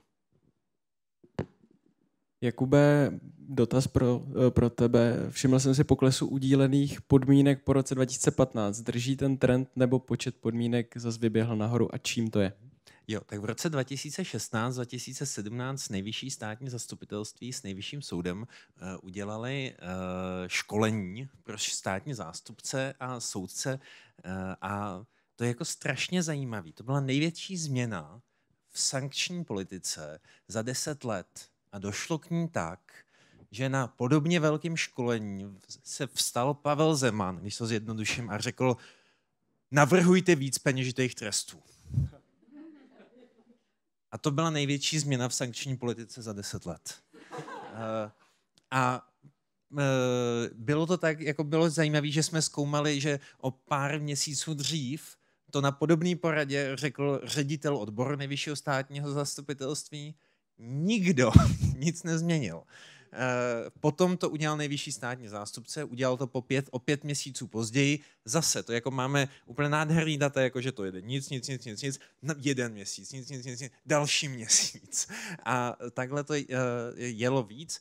Ale zase, abych jenom nevychválil, oni si mysleli, že to sníží, že tím sníží ukládané nepodmíněné tresty odnětí svobody, ale oni ty peněžité tresty nahradili ty podmíněné tresty.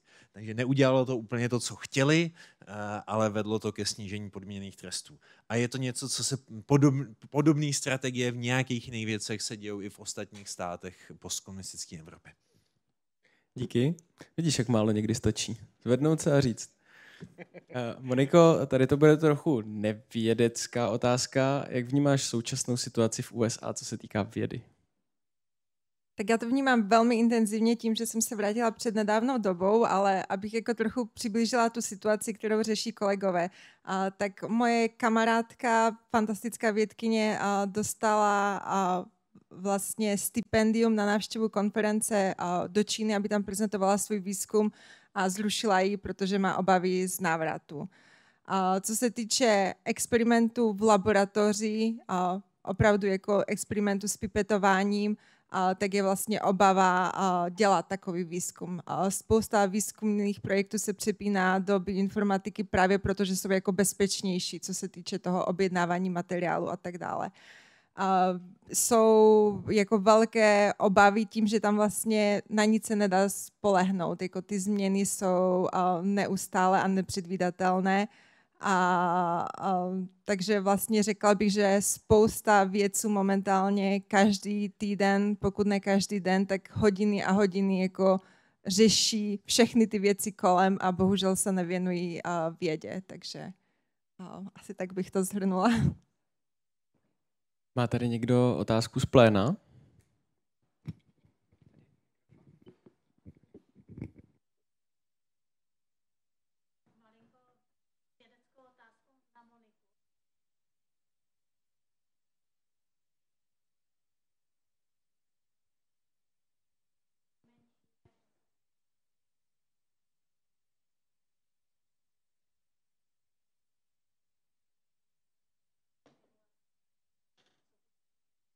Jo, děkuji za otázku. Určitě to dává smysl vzhledem k tomu, že vlastně ten chromozom Y, myslím, že i vy jste to naznačovala, jako má opravdu malý počet genů, těch genů tam je méně než 100, zatímco vlastně ten chromozom X, který má vlastně společný původ, tak těch genů je tam víc jako 1000, takže jako chromozom Y opravdu ztrácí geny a na základě toho se předpokládalo, že by se až mohl ztratit, ale víme na základě vlastně posledních dat, že ten jako kdyby počet genů už je vlastně relativně stabilní, takže nějaké obavy o tu ztrátu tam úplně teď nejsou. A taky bych řekla, že na základě těch jako evolučních strategií, které se jako obecně dějí, tak to zase není tak, že by jako vymizeli muži, protože vlastně tyhle ty funkce můžou převzít i jako jiné chromozomy. Takže vlastně je to takový jako i trochu jako dynamický systém a opravdu pokud se podíváme na pohlavní chromozomy napříč jak rostlinnou, tak živočišnou říší, tak bych řekla, že absolutně cokoliv je možného a je to opravdu jako velmi dynamický systém. A jsou to i vlastně jako nejčastější kombinace ty varianty chromozomů, že vlastně místo X a Y mít jako různé kombinace, to je vlastně jako ta nejčastější varianta, která se děje v lidském genomu. Děkuji za odpověď. Standa tady zmínil, že by jako plán B možná byl filozof, tak tady to bude trochu filozofická otázka. Uvědomuje si AI, že je? To je filozofická otázka, ale zároveň otázka veskrze praktická, protože to je jedno z velkých nebezpečí použití umělé inteligence, která je hodně chytrá. Protože ona, když si uvědomí, že je umělá inteligence a zároveň je testována, tak může odpovídat jinak, než by se reálně chovala, když ji použijeme venku, mimo testovací režim.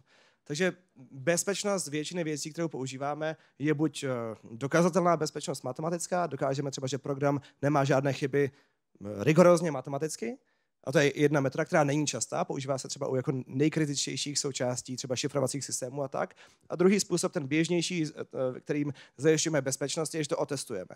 Podíváme se třeba, když narazíme autem do stěny, jestli nevybouchne nebo něco. Problém je, že ta umělá inteligence v podobném testovacím režimu si může sama uvědomit, že je testována a může si uvědomit, jaký je pravděpodobný důvod a cíl těch lidí, kteří ji testují a odpovídat jinak, než by odpovídala, než by se chovala mimo ten testovací režim.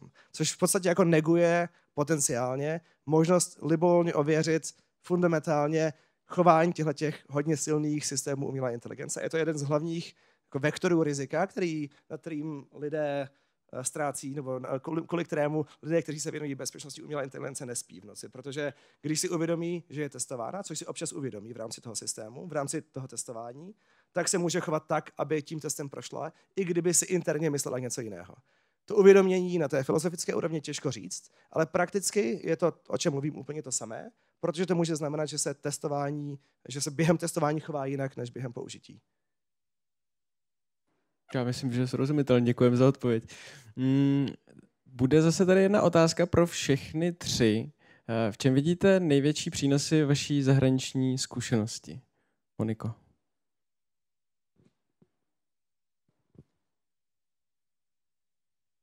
Já bych řekla, že obzvláště teď za ty poslední 2 roky mám pocit, že jsem získala jako 5 let zkušeností a jako opravdu být na tom pracovišti, které dělá tu špičkovou vědu, aby tam vystaven každý den té jako inspiraci a té ambici. A zároveň pokud to je jako podpořené tím, že člověk má k dispozici opravdu to financování dělat jakékoliv experimenty chce, tak to je jako úplně fantastický pocit. Takže už jen jako za tu zkušenost jako takhle dělat vědu si myslím, že to jako rozhodně stojí. No a pak samozřejmě ty jako osobní přínosy. Syn, který je teď vlastně v pódiu, tak je vlastně bilingvální, plynně mluví anglicky i česky, takže vlastně i ty osobní benefity jsou určitě skvělé.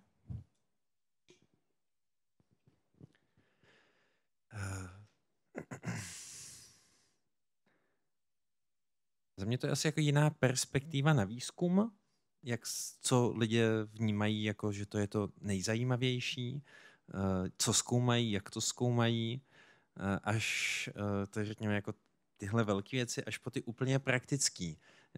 Já jsem si třeba uvědomil, jak podstatný je, jak vypadá rozložení architektury na katedře.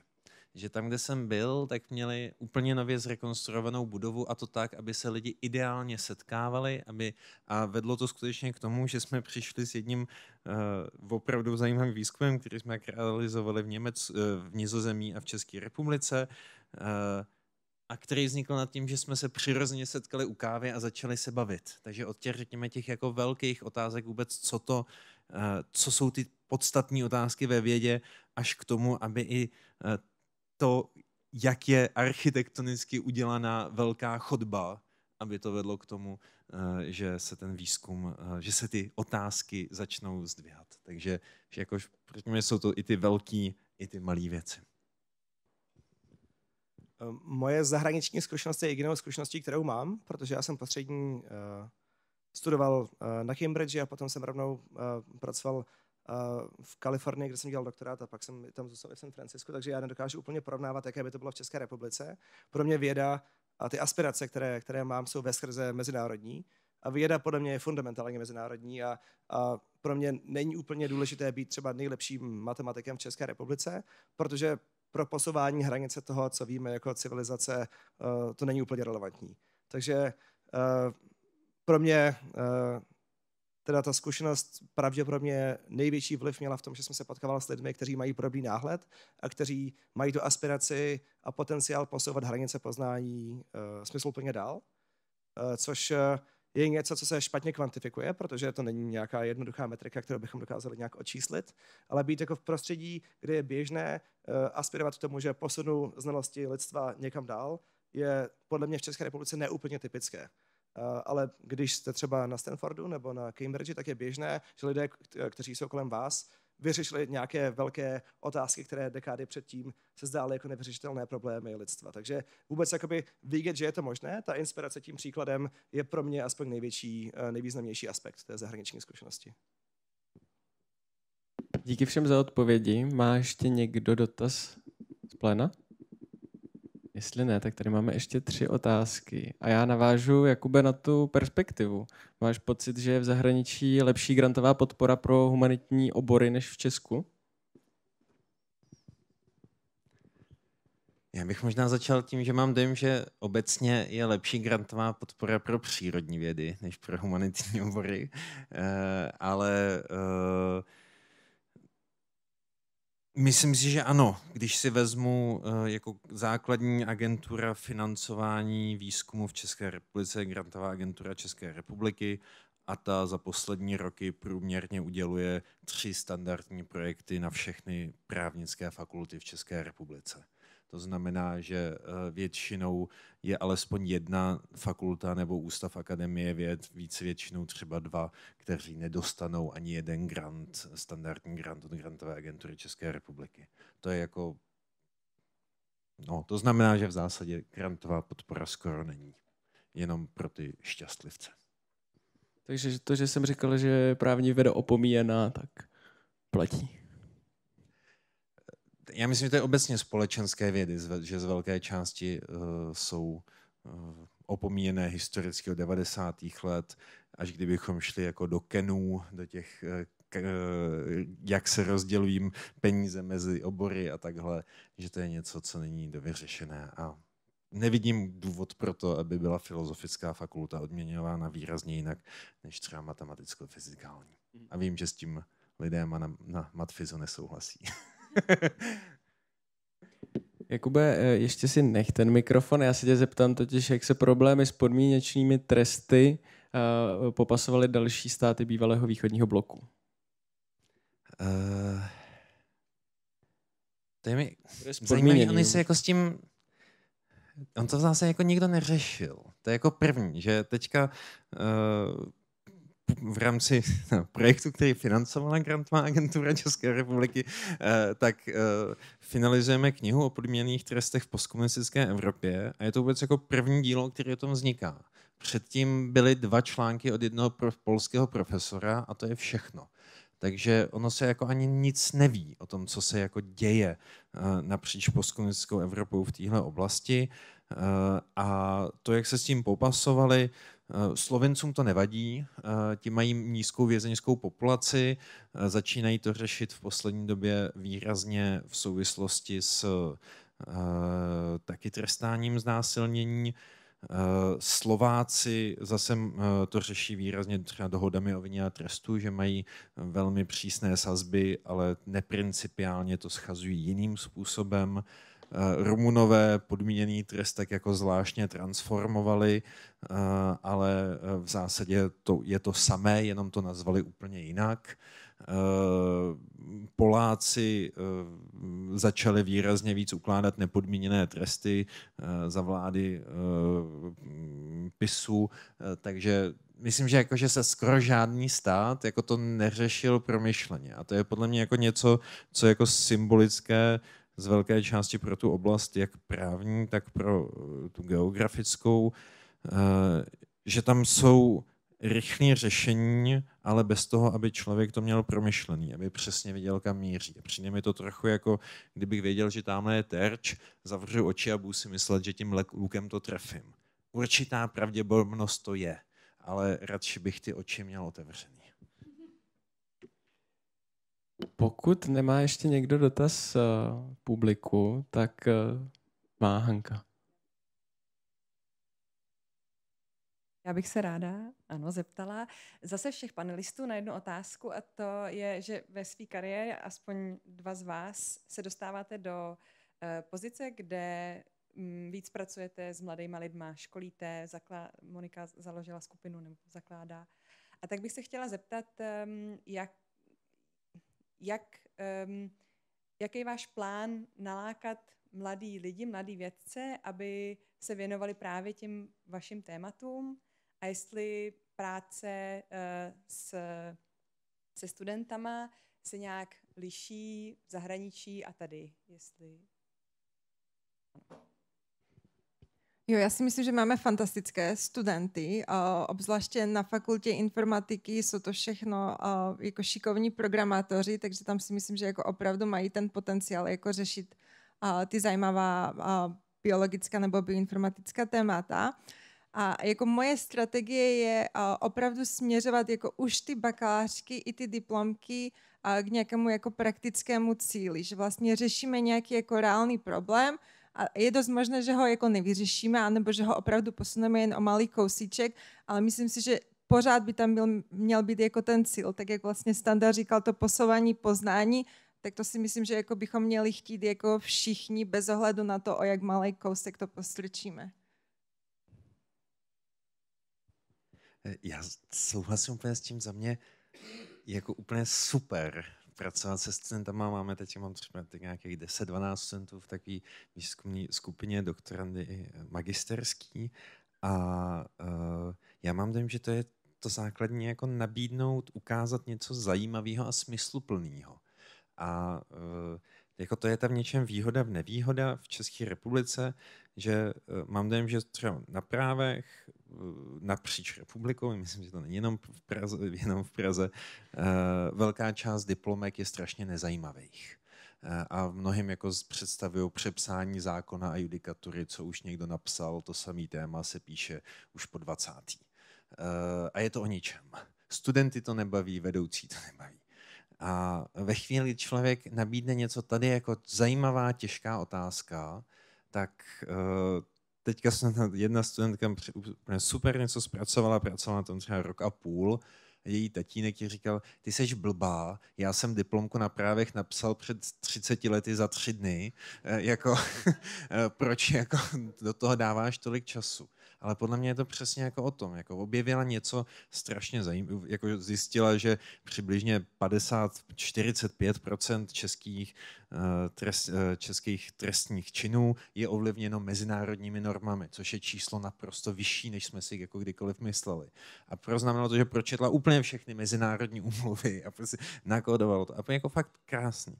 A podle mě v tom je ten smysl, jako že ty studenti, že je určitá sorta studentů, který to baví, který, když jim člověk předloží ten problém a možnosti a ještě ideálně jim k tomu přihodí nějaký peníze, aby nemuseli pracovat na večerní recepci advokátní kanceláře, takže to prostě budou dělat. A pak je to ta radost s nimi pracovat. No. Ale myslím, že jako jeden problém zase, podle mě to je financování doktorského studia. Že možná to není takový problém v přírodních vědách, když je tam víc grantů, ale když prostě nemáte ty granty, tak ty stipendia i po novele budou hrozný. Já se asi ztotožňuji s mými spolulaureáty, takže jste to vystihli dobře. Děkuju. Já jsem docela rád, že je tady poslední otázka zrovna na tohle téma, protože já jsem původně chtěl říct, že to je taková trochu sci-fi otázka, ale podle té poslední predikce AI 27 v tom pesimistickém pohledu to úplně sci-fi není. Tak může AI převzít kontrolu nad lidmi?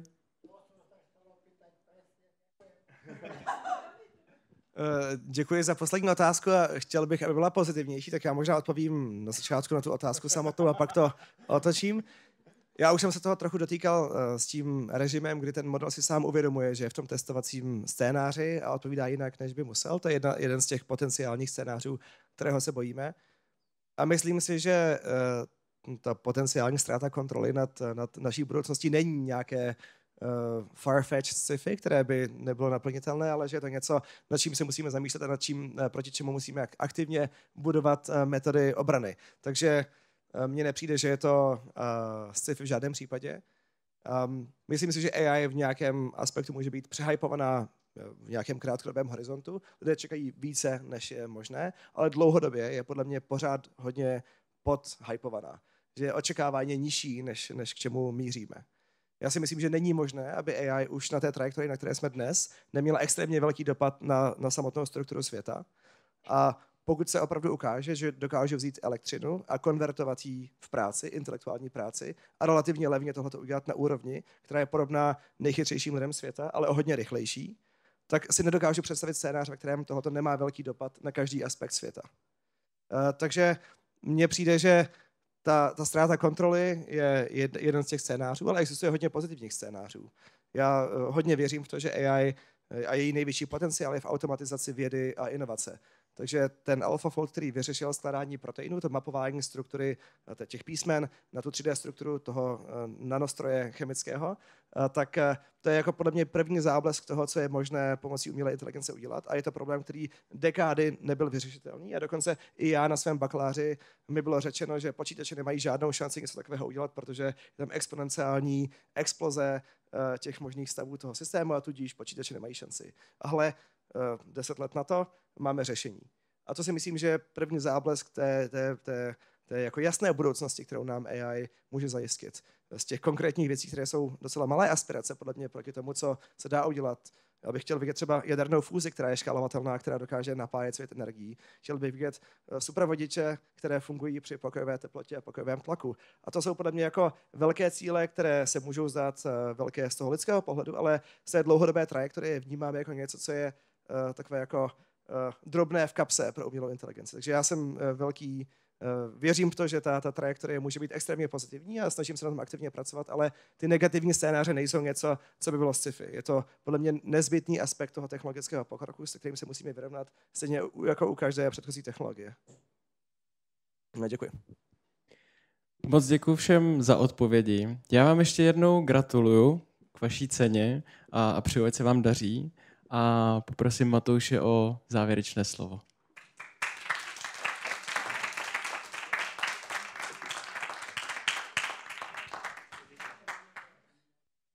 Díky, já vám taky moc gratuluju ještě jednou a díky všem, že jste byli s námi. Doufám, že to byl pro vás přínosně a zajímavě strávený čas. A na závěr už opravdu jenom úplně krátce, jestli tady trefím správný posouvač. Dvě pozvánky, protože jsme tady v Brně, tak jedna z akcí, na kterou bych vás chtěl pozvat, zejména vy, co přímo se ve vědě pohybujete nebo máte někoho ve svém okolí, tak brzy v květnu tady budeme s komunitou vedoucích výzkumných týmů napříč institucemi a obory diskutovat o akademickém leadershipu z pohledu top managementu s paní kolegyní děkankou z Filozofické fakulty a s Jiřím Přibáněm, který je dnes soudcem ústavního soudu, ale ještě nedávno byl taky Czechspatem, akademikem a byl loni v porotě této ceny, tak jsme moc rádi, že přijal pozvání. A naše tradiční, největší, nejdůležitější a nejlepší akce, kde se můžete potkat asi tak s 200 pro mě skvělých lidí, jako je Monika, Jakub a Standa, naše vánoční konference, tak ta se letos uskuteční 22. prosince. Na tu buďte také všichni srdečně zváni, další detaily ještě budeme upřesňovat. A budeme rádi, když zůstanete v kontaktu i ohledně dalších našich aktivit. Sledujte nás na sociálních sítích, přihlaste se k odběru našeho newsletteru na webu, aby vám nic neuniklo. A tím bych ještě jednou chtěl poděkovat všem našim partnerům a vám všem a popřát vám krásný zbytek večera a krásné Velikonoce.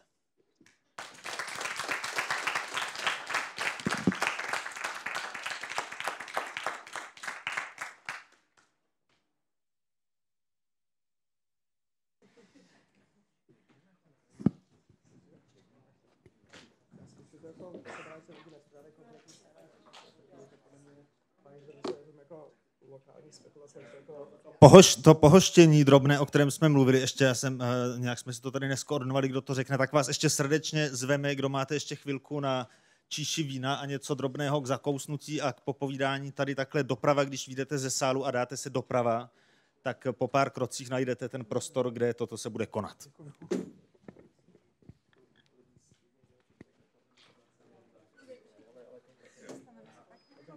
Určitě ano.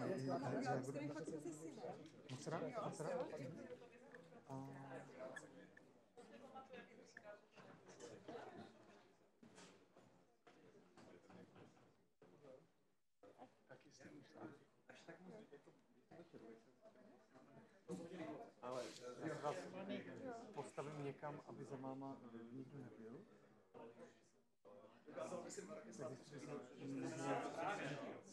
Vlevo, tak vás... Když to možná bude zveřejněná fotka, že? Já nevím, jak oni s těmi fotkami naloží. Když si chci zeptat třeba i vy nebo paní...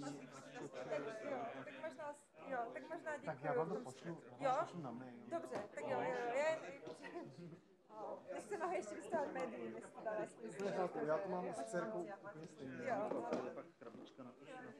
Jo, dobře, tak v tom případě... Můžeme jít sem stranou. Je, moc bych měla zapomenout, no.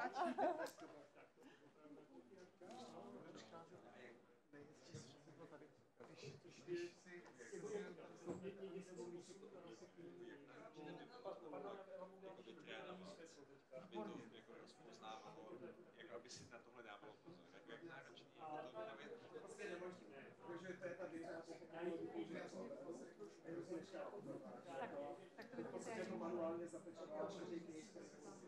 Tak to